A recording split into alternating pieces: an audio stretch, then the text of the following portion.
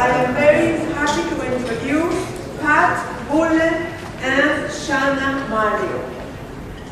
Pat Bullen is a senior lecturer. Pat Bullen is a senior lecturer in youth development at the Faculty of Education, University of Auckland, New Zealand. Her research and teaching focus on the factors that contribute to thriving during adolescence. She is particularly interested in promoting social change by linking youth mentoring with tertiary institutions through service learning. Pat, most welcome to Cancun. Shana Mario, who is here together with Pat, is Program Director for MAIDS. She leads the overall MAIDS program in New Zealand, which is based on Peraj. Most welcome both of you to Cancun. Go ahead, please.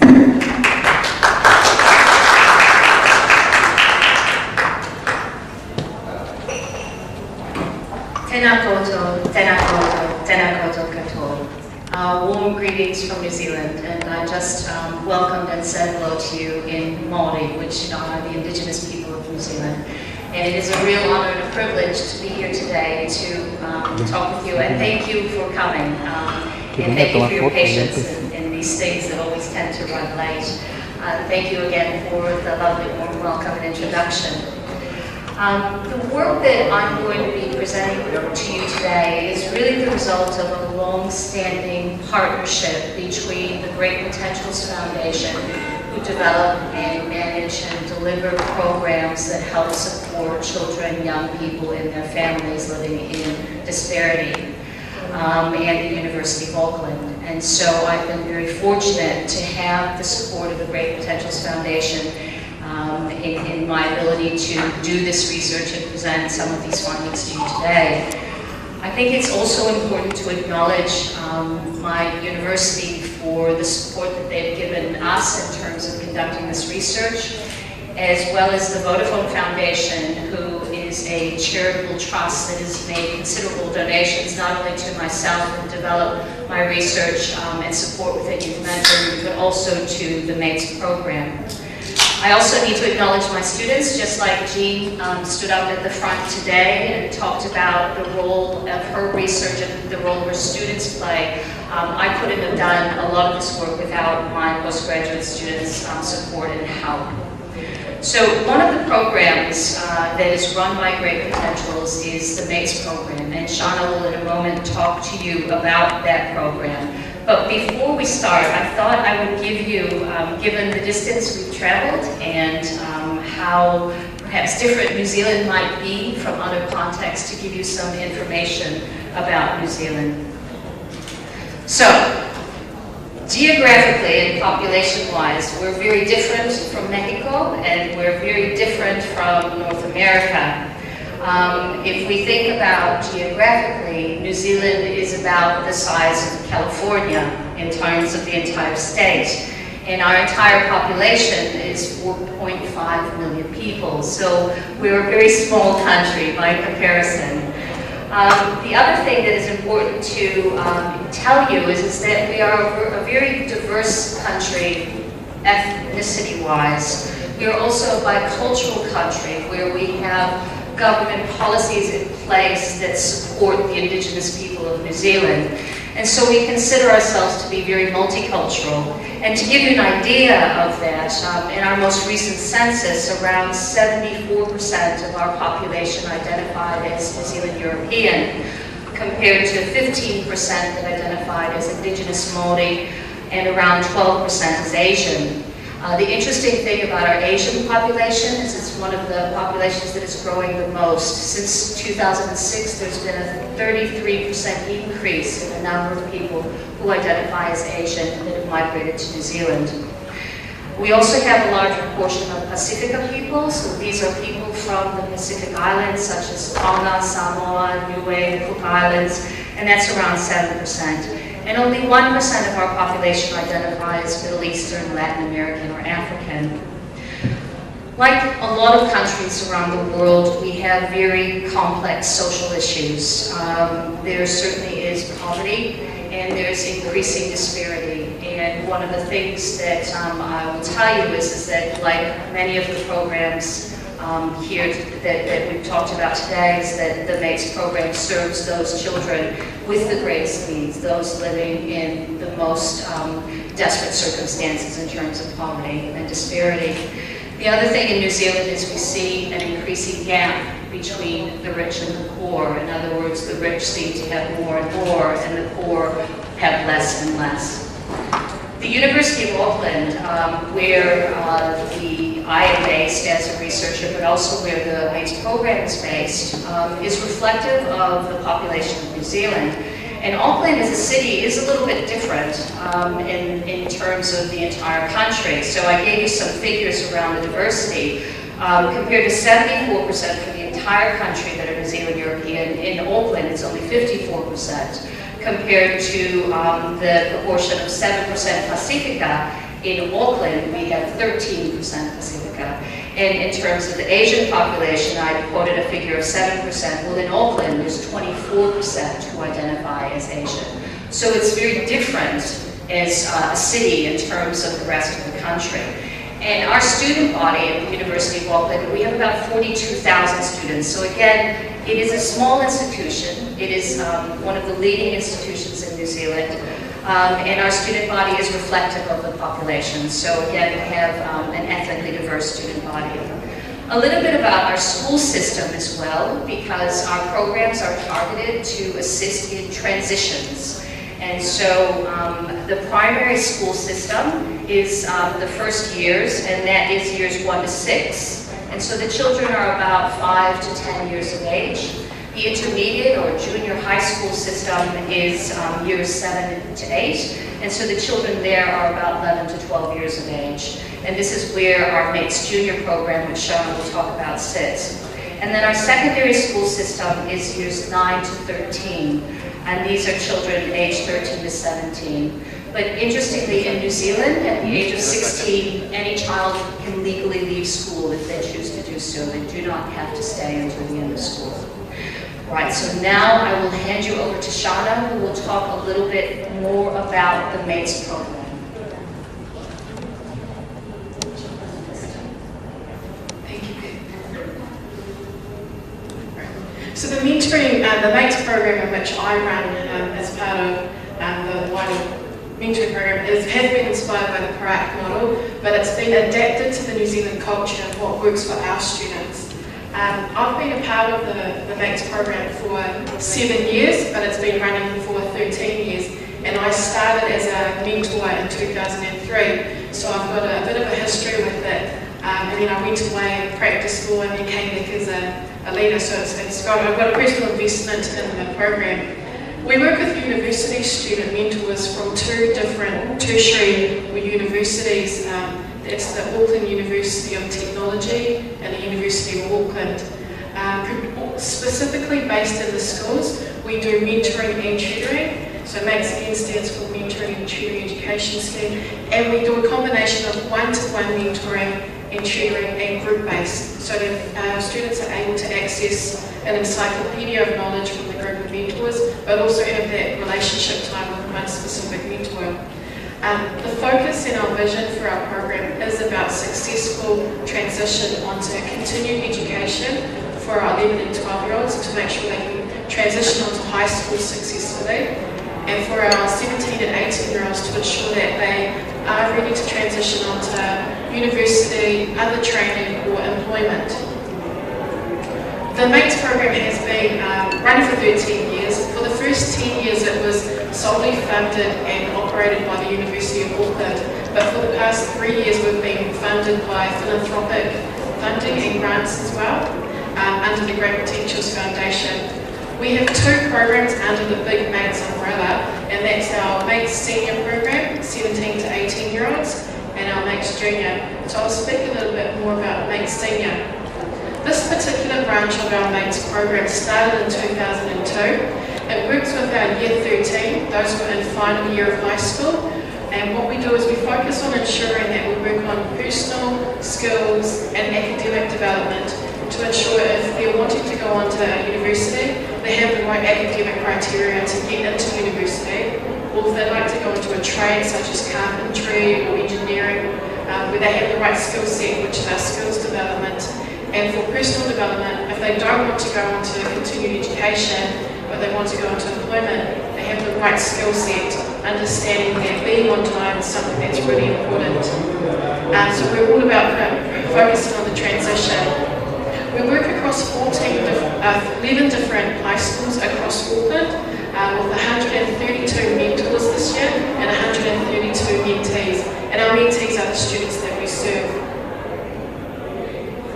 Through our younger program, Max Junior, which started in 2008, we work with 11 to 12-year-olds, year 8, which is our intermediate, junior high school, and it's about focusing and ensuring that they're ready to go into high school and that they will go into high school.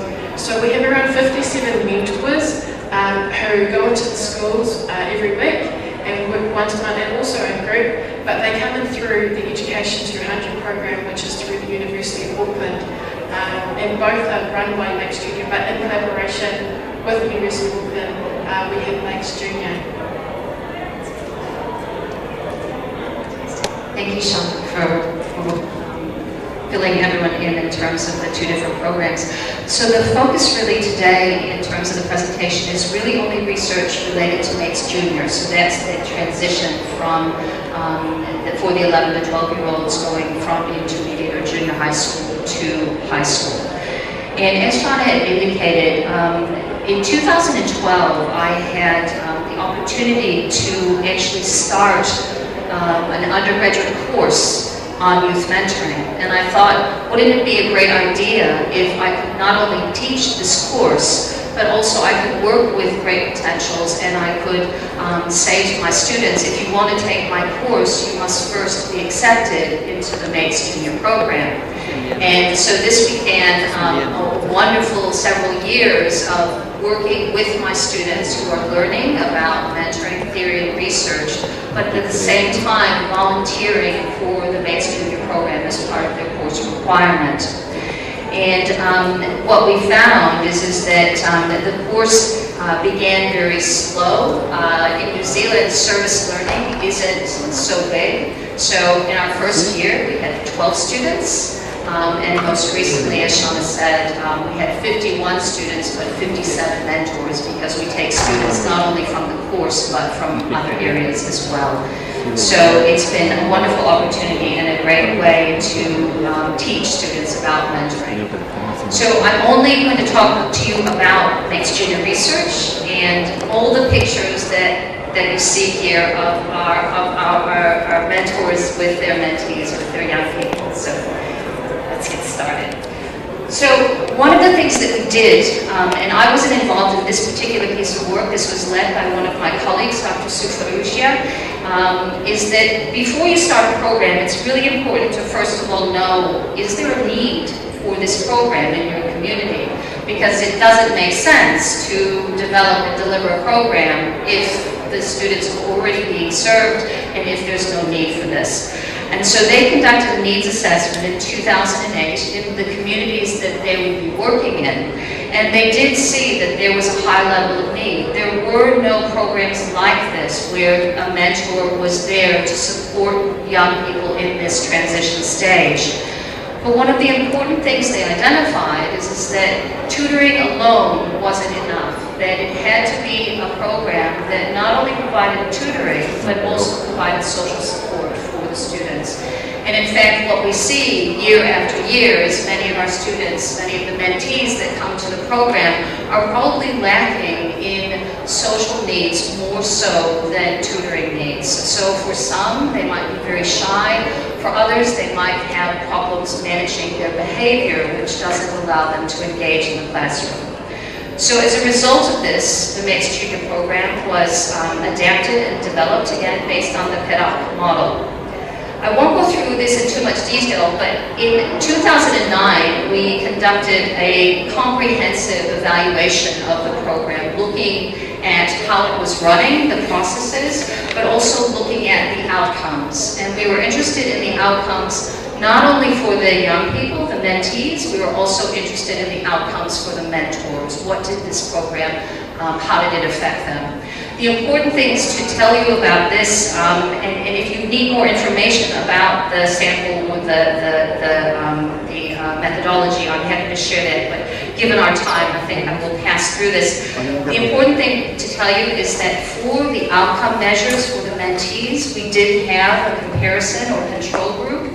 It was not a randomized control group, so it is a quasi-experimental design, but we're fairly confident that the results I'm going to present to you are more than likely the result of the program. However, with the mentor outcomes, there was no comparison group, so it's much more difficult to say that the changes are because of the program.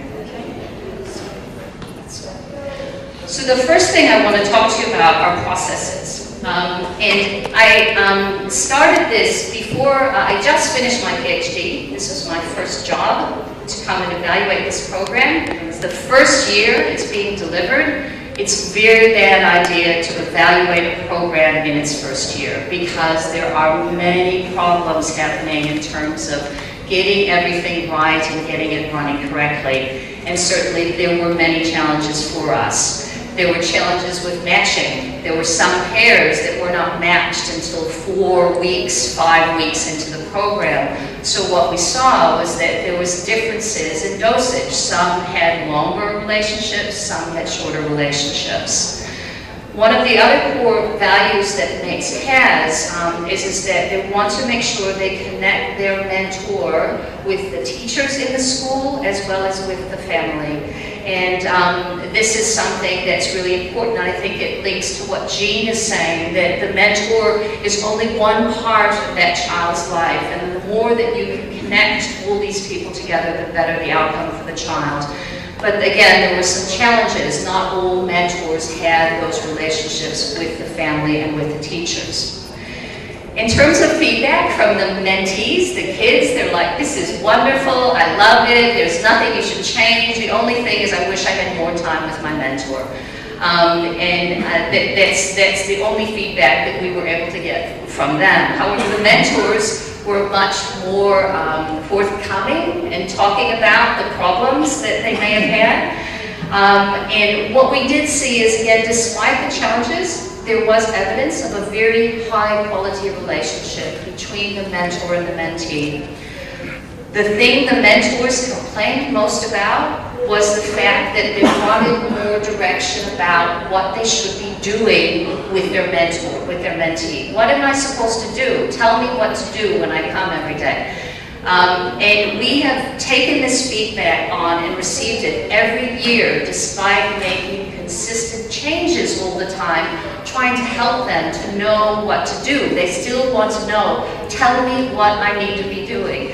And one of the things that we've now initiated, again, based on my visit to Mexico and the work of Peraj, is that we've developed an activity resource database where the mentors can go to this to try and get ideas and inspiration around what they should be doing in their sessions. The other thing they talked about was that they wanted greater clarity on what the goals of the program were. And in the first year, the goal for the program was very vague. They want young people to do well in school. They want young people to do better academically. They want people to transition well. But they weren't clear about how this was going to happen. And so the mentors were struggling to understand, what exactly am I looking for in terms of changing or supporting my young person? And so I'm going to show you, we've been working with MATES Junior to help them develop what we refer to as a logic model or theory of change that identifies what are your key goals in terms of the program and how do you go about achieving those.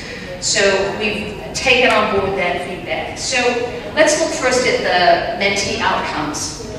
So I'm going to explain this in very, very easy terms. So both of these are reports from teachers. And these are reports from teachers before the program started and after the program finished.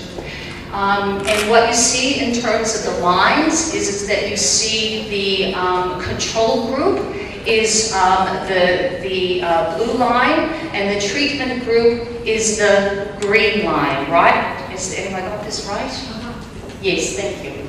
And so what we see in figure 2 is this is a measure of conduct problems. So these are teacher reports conduct problems in the classroom. And what we see is before the program started, there was a big difference between the treatment group and the control group, where the treatment group was having many more conduct problems. In other words, the mentees were having many more conduct problems in the classroom than the control group. What we see post-program is that both groups went down, but the group that was in the program went down considerably more. And as a result, these two groups were no longer different. They were now the same. In the other graph, these are teacher reports of youth hyperactivity. So young people that are agitated can't sit still in the classroom. And again, what we see in terms of the treatment group is that we had much higher levels of hyperactivity before the start of the program compared to the control group. And what we see is that for the control group, these hyperactivity went up, but for the treatment group, it went down. And again, what we see is the two groups are no longer different. So this means that what happened in terms of the activities of the program changed the mentees in a way to help them better control their behavior within the context of the classroom. Okay, any questions? Is it the same people? No. Yes, in both charts, absolutely, yes, the same people. And so the second outcome I want to show you is these are the reports from the mentees themselves, and this is self-esteem, so a measure of confidence in terms of how they're feeling about themselves. And again, what we see is that in the case of the mentees in the treatment group, which is again the green line, at the start of the program they had very low self-esteem, so they didn't think very highly of themselves. Whereas the control group had significantly higher levels. And what we saw again over time is that the self-esteem of the mentees increased significantly again, so that they were no longer different, they were now the same.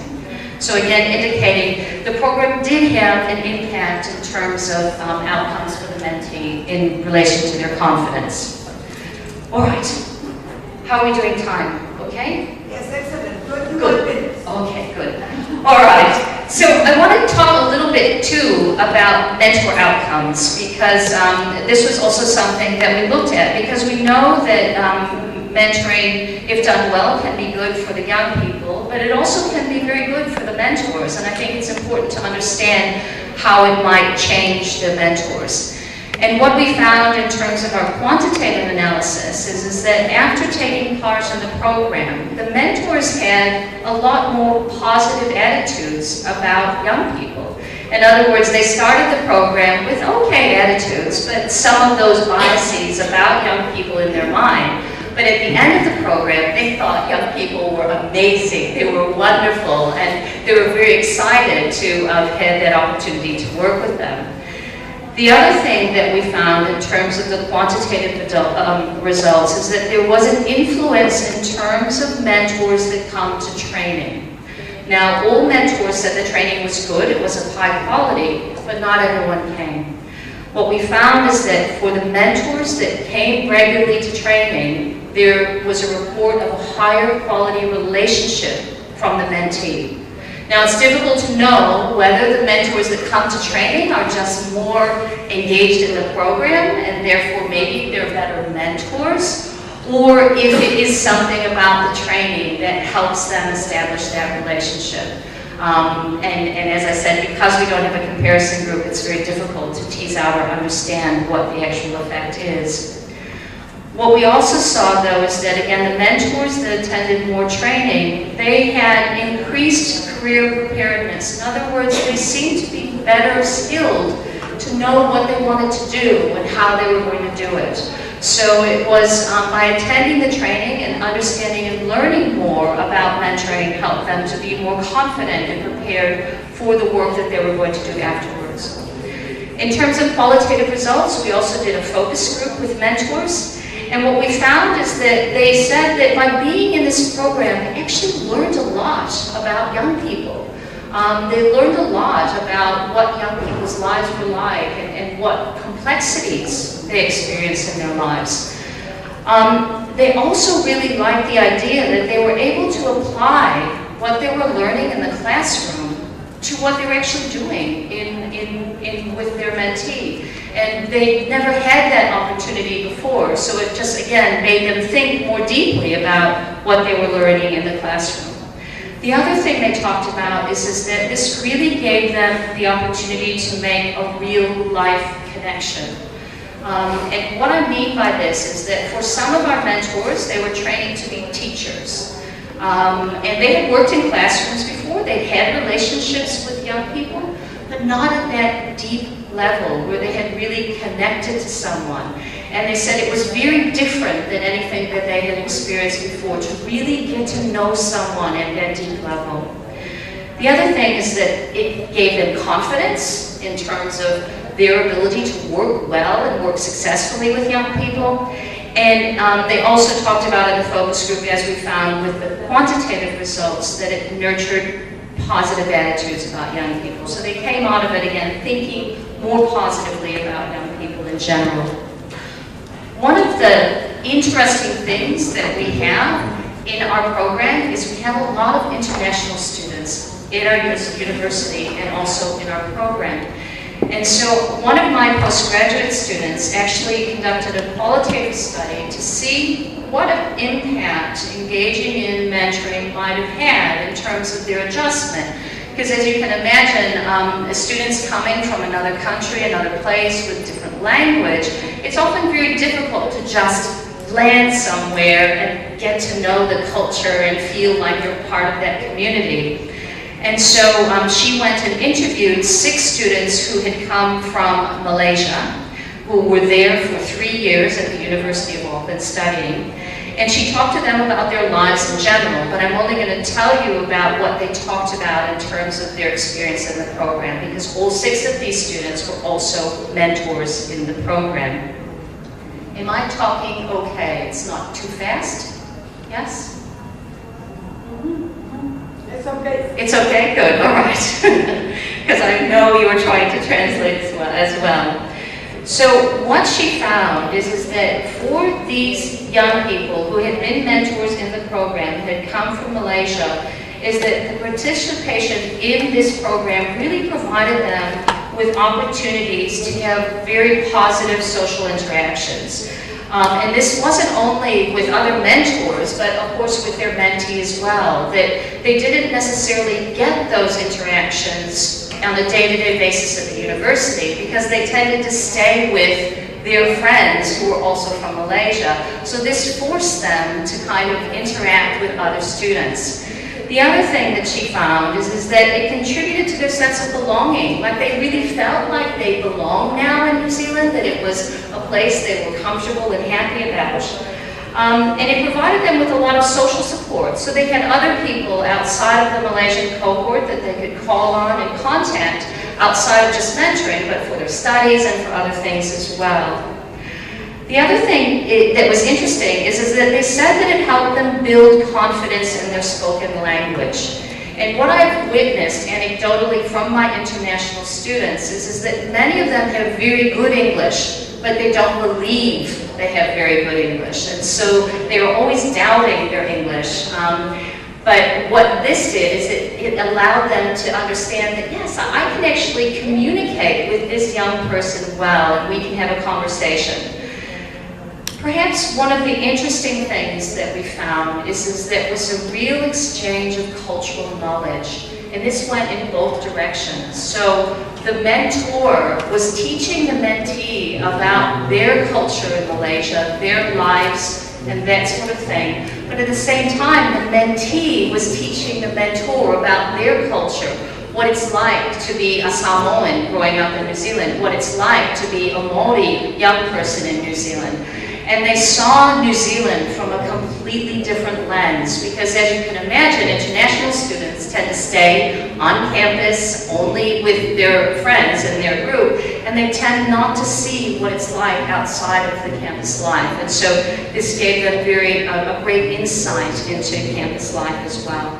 And then finally, it gave them an opportunity in terms of developing a greater self-awareness, an awareness of themselves, and development of many interpersonal skills.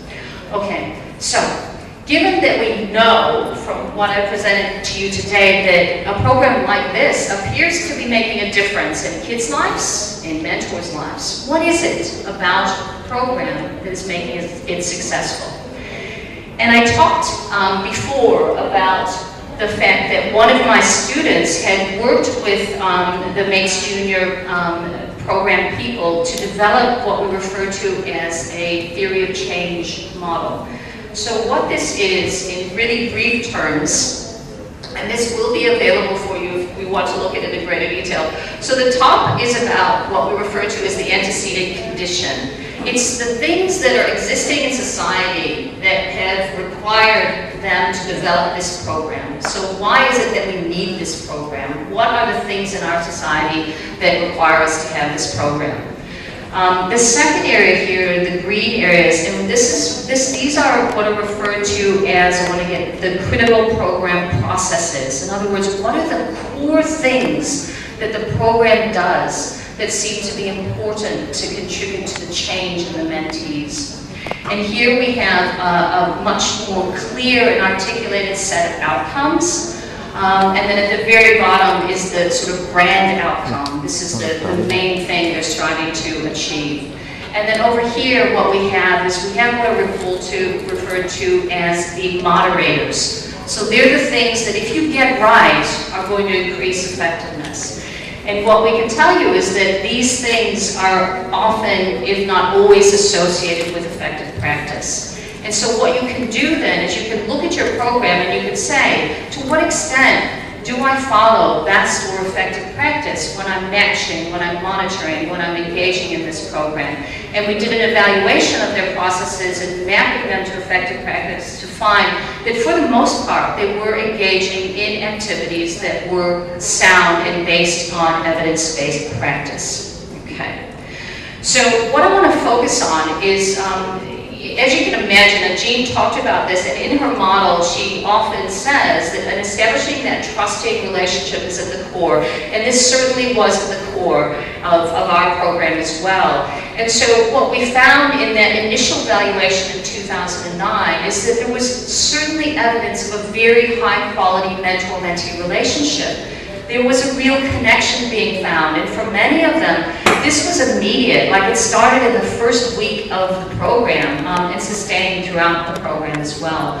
So one of the elements, perhaps, that's leading to our outcomes is the fact that whatever we're doing is we're creating an atmosphere that allows a trusting, warmth bond to be found or engaged in with the mentor and the mentee.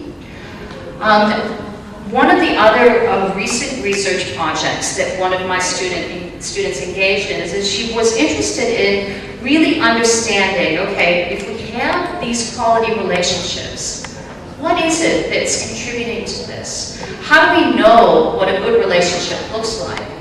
And so she actually conducted research using very interesting data.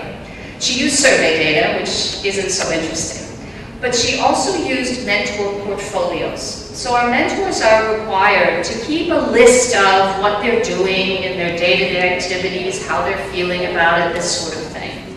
And the other interesting thing is she talked to program staff that were supervising at the institution, at the school, and asked them about which relationships do you think are high quality? Why do you think these relationships are high quality? And then she analyzed all of this data together to try and come up with some key indicators. And so the first thing that I want to talk to you about really are the things that the program staff talked about in terms of what they thought when they saw pairs together. What made them say, this relationship is a really good quality relationship? So the first thing that they talked about is the program staff said that there was very clear evidence there was a bond. Like they could see it, you know, there was respect, there was a connection. They could just witness it within the context of watching the two pairs together. That they talked about this idea of mutual trust and respect for one another. And even for those that perhaps it wasn't as visible, there was definitely a level of comfort that she could tell by body language that the two pairs together were quite comfortable. The other thing that the program staff identified is that quality relationships had a shared purpose. And what she meant by this is that she said there was a clear understanding of what they were doing together, okay? Why they were there and what they were supposed to be doing together. And this purposefulness really seemed to make the relationship real and legitimate, and was an important impact in terms of program staff to say that this was a quality relationship. She also was able to find through the data that there was what she referred to as a positive partnership in action. In other words, if we think about the purpose as why the relationship is going on, the positive partnership in action is how. So here what we're talking about is how the mentors and mentees made their relationship work every day, what they did together every day in terms of those shared activities. And then the other thing that she saw was the way the program staff talked about it is that there were relationship trajectories. Some of them were great right away. And for those of you maybe that are working with mentors, you know the ones that are really good immediately, and others slowly develop over time. But there was always an upward trend. And then finally, there was an obvious change in the mentor. So the staff could see that this mentee was changing over time. I have 5 minutes, so I'm going to hurry.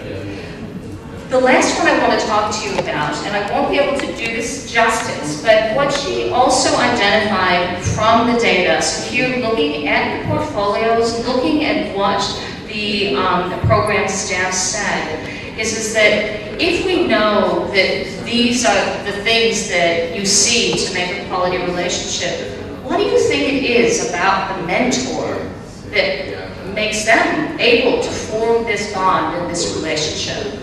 And so she identified these key characteristics.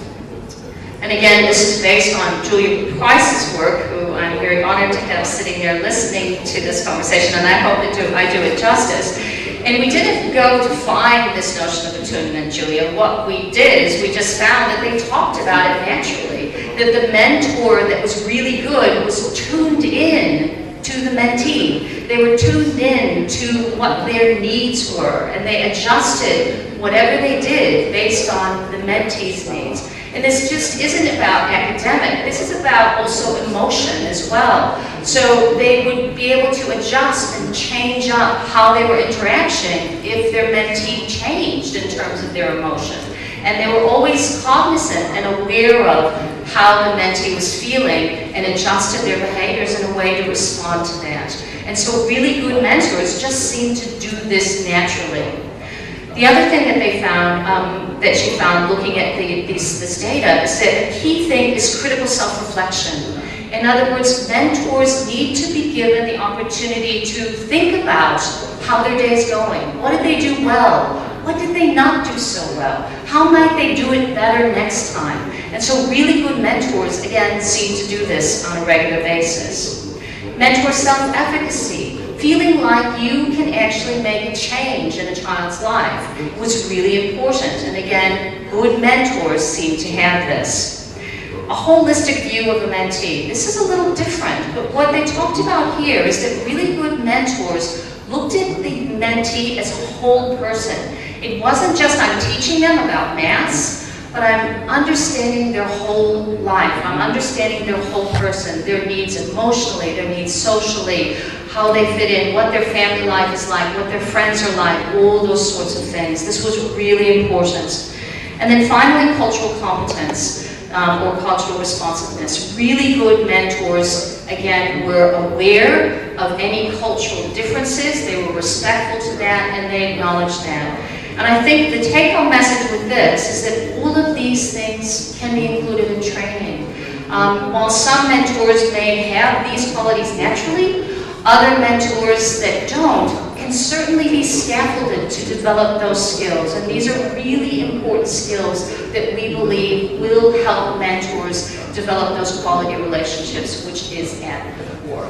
And so I'm done now. How's that? And so what I've done is I've just listed out sort of implications from practice and research, but I will be sharing these slides with you. So if we have time, is there time for questions or comments? comments? Because I would love your feedback as well. Yes. 1, 2 questions. Very interesting, thank you. You mentioned that the positive effects of being a mentor for the mentors in the program. You talked about career knowledge and career preparedness. Yes. Can you tell us a little bit more about why you think that's the case, or any other additional insight? Yes. The interesting thing is that the reason the career preparedness appeared to come out within the context of the qualitative study, but not the quantitative study, is that by doing the program, it actually confused some of them. So in other words, some students were like, yes, I really want to work with kids now, and some were like, oh, I don't know that I can do this for a job anymore. And so, but what we found is that those that did feel more prepared for their career, by engaging in those activities, it just gave them confidence. You know, I can actually do this, and I'm going to be good at this. And it gave them, as I said, sort of the knowledge and skills to be more effective as teachers or youth workers or social workers because of that real life experience that they had. Does that answer your question? Awesome. Anyone else? Hola, buenos días. Bueno, muchas gracias. Me sentí bien identificada con. Will someone translate for me? Or shall I put in my? I'm sorry. I should have been. Oh, aquí está el mío. Ya tiene las. No, here. One moment. Hopefully it will work.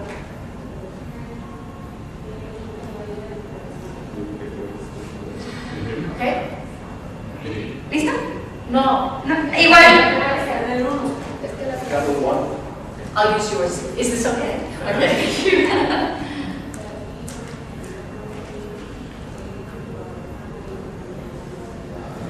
¿Listo? Yes. Ok. Le decía muchas gracias por la plática, me sentí muy identificada. Mi nombre es Mara, de la Universidad Autónoma de Nuevo León, y yo fui tutora de una niña, y el estudio que le está dando y también preocuparse por los tutores. Bueno, yo ya fui tutora, ahorita soy voluntaria. La importancia que le da a los tutores creo que es valiosísima, porque nosotros llegamos y no, o sea, bueno, en mi caso, yo estudié algo que no tiene que ver con mentoría, pero al principio pues no sabía cómo tratar a una niña, a mi amiga.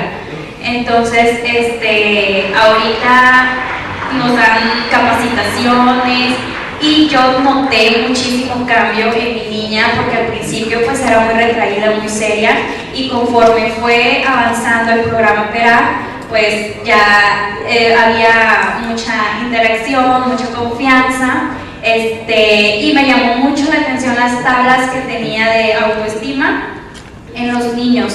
Al principio que pues la tenían baja, y al último del programa que subía, ¿no? Entonces me gustaría saber cuáles son los indicadores, o hicieron una encuesta a los niños para saber, o de dónde salieron las gráficas. Quisiera saber los indicadores.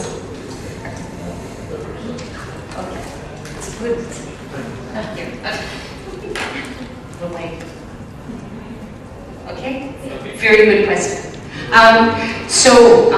For this study, we used a questionnaire, so a measurement instrument where the children, there were, I think in this particular one, maybe 6 or 7 questions where they ticked whether they agree or disagree with the statement. And so then we take an average score and we compare their average score when they start to their average score when they finish, right? So that's how we test the change in self-esteem. Does that answer your question, or not so much?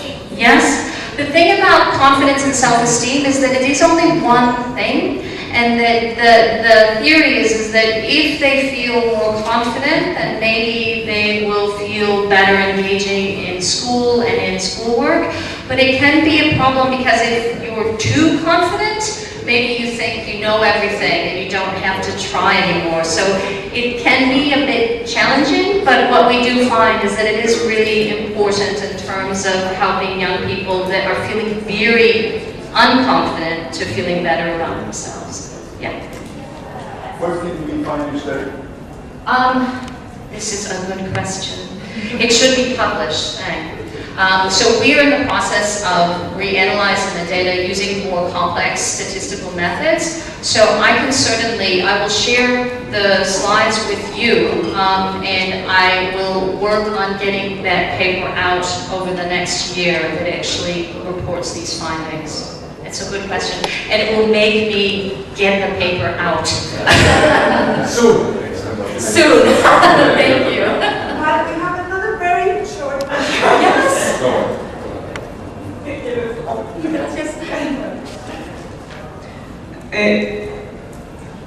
Es solo un comentario. Me sentí muy identificada. Vengo de una universidad que está en una ciudad, la ciudad de Guanajuato, bastante multicultural, con un número de estudiantes muy parecido al suyo. Y nosotros ahorita estamos en una etapa en que cambió el modelo educativo y que pretende que los estudiantes entren a la internacionalización. Y no hallamos cómo hacer esa unión entre mantener la identidad, ¿verdad? Y a la vez hacerlos entrar en una reflexión que pertenecen al mundo, ¿no? Y con lo que vi, el trabajo que ustedes realizaron nos dio mucha luz. Necesitamos nosotros justificar en la universidad la necesidad de estos programas, y aquí encontré otra manera de justificarlo: todas las habilidades que adquieren los estudiantes. Nosotros también tenemos muchos estudiantes internacionales. El estado de Guanajuato en particular está siendo ahorita literalmente invadido por culturas como la alemana, la japonesa, aparte de la norteamericana. Entonces es una excelente oportunidad que nos brinda el haber entrado a su plática para encontrar otras maneras de que Peraj siga creciendo en nuestra universidad, para apoyar a nuestros estudiantes en estas competencias. Thank you. It's very kind. Pat and Shannon, thank you so much. It was a pleasure to have you here. And on behalf of Peraj Mexico and Peraj International, I want to give you this diploma, both of you, the recognition. Thank you so much for being here.